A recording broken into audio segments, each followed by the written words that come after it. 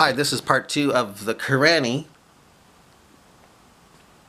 and I don't know if you've seen the last video I made, but I began by explaining what a Qurani is. A Qurani is a Muslim, usually a Sunni Muslim. It's usually a former Sunni Muslim who has rejected the Hadith, and they're no longer a Sunni Muslim. To be a Sunni Muslim, you have to believe in the Hadith and the Sunnah. That's why they're called Sunni Muslims. But due to people like Christian Prince and David Wood, who show all these problems in the Hadith, even if it's sahih, sound Hadith, Muslims are now rejecting the Hadith, and even going so far as saying that it's corrupt, that it's just written by people, and if it shows Muhammad is really bad in sahih, they'll say it's written by Jews and things like that. They say they only believe in the Quran, which is why I call them Quranis. That's my name for them, Qurani. It's kind of like Granny. It's just, playing with them a little bit here. But this is definitely a Qurani. But he slips up and lets us... You'll see why in this as this thing goes by here. But I'll read my words here. Okay. And I'll read his too. When I use my words, I'll use this side of my face. When I use his, I'll use that side. Okay. Okay. Where does it say true? Nowhere. You have just done invention, bid'ah. You have improved on all his words. All his words. What does that mean to you? By the way, say you are right. When did the Torah and Injil not become true? When? I always like to ask that because they can't give because of the Dead Sea Scrolls, it shows there's no change in the meaning with the Torah that we have now, Muslims never want to answer that question. Okay. Yeah. Yeah, by the way, say you're right. When did the Torah and Injil not become true? Because he likes to call them true or original. That's what he likes to do. Quran 5:47. Have you read the last word? Taqiyya. Oh, he calls it he calls it that.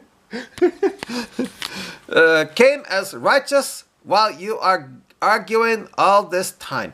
It means lying for the sake of Allah. I want to tell you about Muslim apologists.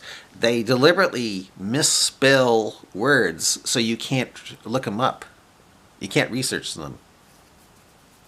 That's what I've discovered. And he spelled taqiyya definitely different. He spelled it this way. But I'll read it to you. Quran 5:47. Have you read the last word? Oh, excuse me, this is his words. 5:47. Have you read the last word? Taqiyya came as righteous while you are righteous while you've been arguing all this time. It means lying for the sake of Allah.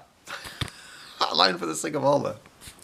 In regard to this verse, why you ignoring the next verse after it, 5:48, where it says, Al-Quran preceded it of the scripture and as a criterion over it.